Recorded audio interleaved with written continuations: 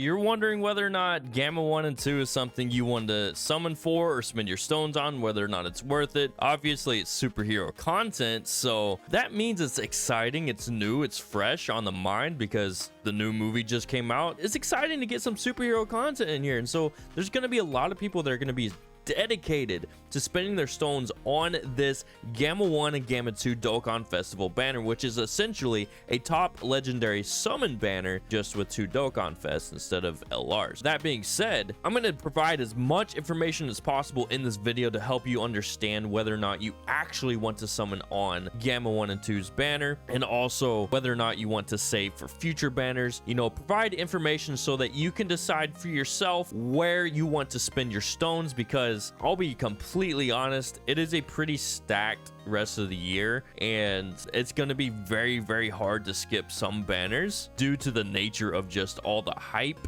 and the value of certain units down the line, especially starting with Gamma 1 and 2. Some of the best TURs, if not the best TURs, when they are slotted together on the team in the game right now. They're completely busted. Their kits are just absolutely incredible, and they have very good leader skills, very good passives, and Gamma 1 is obviously considered to be the better one out of the two just because he has damage reduction, or not just because, but that's one of the main reasons why he would be better. But both of them ran together.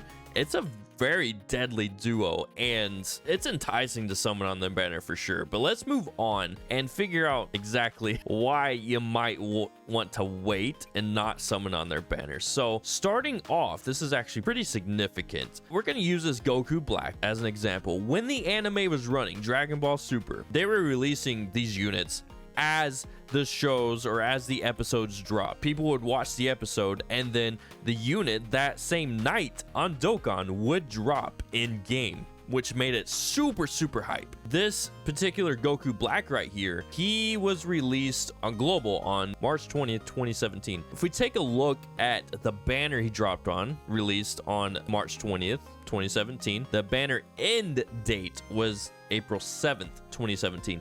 Now, if you take a look, the very next banner when Goku Black Rose dropped, he was featured on this banner, and look at when it dropped. April 14th, 2017.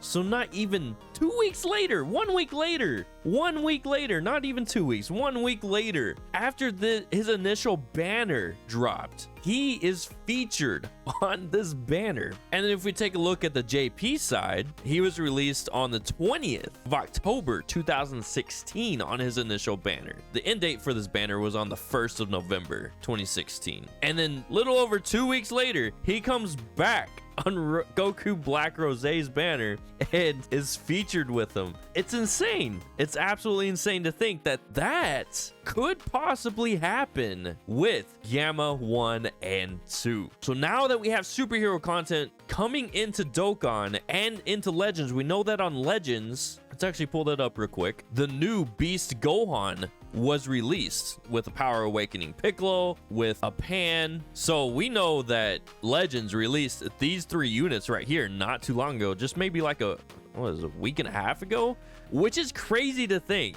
I mean, it's not crazy, but it is at the same time. The fact that they're releasing superhero content like this on Legends is potentially meaning that there's going to be a lot more superhero related content coming to Dokkan very, very soon, possibly. It wouldn't surprise me, since they now have the green light to release hype units like Beast Gohan, Power Awakening Piccolo, Ultimate Gohan from the superhero movie, Pan. It wouldn't surprise me if they release them sooner rather than later. And with this Goku Black being an example of returning to a banner not even a month later, we could possibly see this Gamma 1 and 2 on a Dokkan Festival banner featuring Beast Gohan or Ultimate Gohan and Power Awakened Piccolo or Orange Piccolo, with these 2 units possibly featured with them on their banner. You might want to skip for that reason alone, because given Dokkan's history with the anime, they could possibly give the same treatment to this newly released content with superhero. And this is all complete speculation.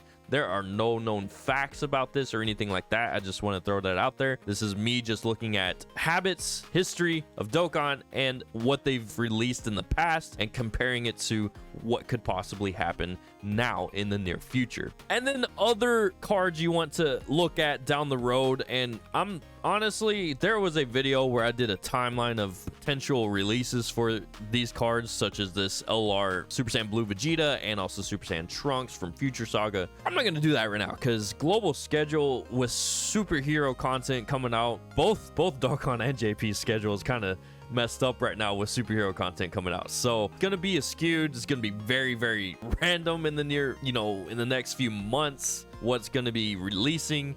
We know that we have this Vegeta and Trunks coming up soon. We just don't know when. Before I said they might drop around Christmas time, which would be the global. They're already on JP, so that would be global's quote-unquote Tanabata celebration or thank you celebration for the winter time. And I don't know if that's gonna happen anymore with superhero content coming out. I just don't know if that's gonna happen anymore. These guys might get pushed back more. And keep in mind that we also have superhero content, or not superhero, but Super Dragon Ball Heroes content coming in November, and this is pretty hype too if you follow Super Dragon Ball Heroes. I personally don't follow it that closely. I'm pretty excited for these two right here, the Super Saiyan 4 Gohan and Super Saiyan 4 Bardock getting Dokkan Awakenings, and also these two are getting Dokkan Awakenings too as well. This is the first time I've ever heard of this character, Super Hearts. I've heard that people are pretty excited about him. We have this Super Dragon Ball Heroes content coming in November, supposedly.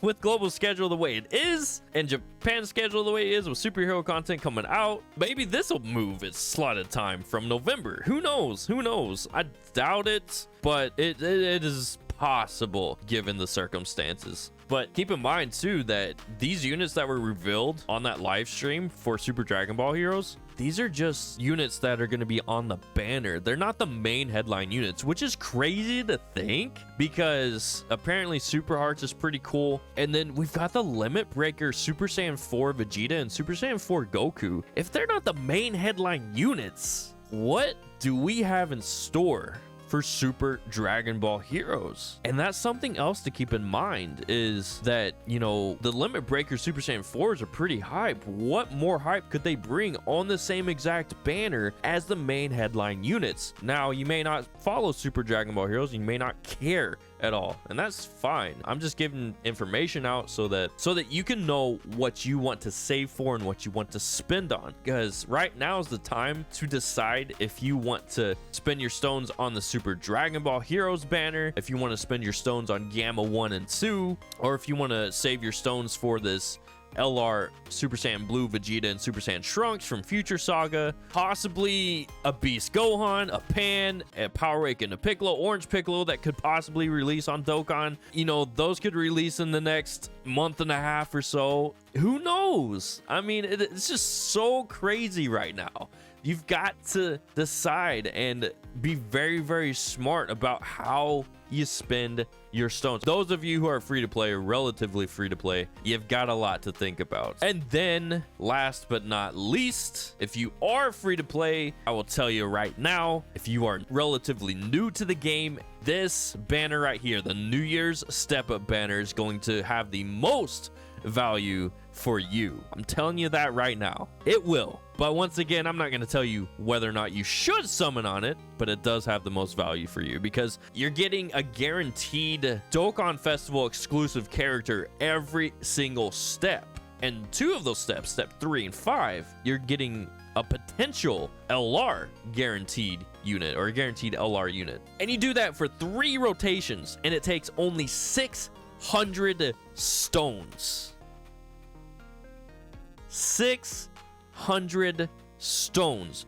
15 guaranteed featured Dokkan Festival exclusive characters with the pool of potentially pulling LRs. The step 3 and 5, yeah, there's a potential LR character guaranteed, but you could pull an LR on step 1, 2, and 4 as well. It's very, very possible. So you've got a lot to think about if you are a free-to-play player or relatively light spender.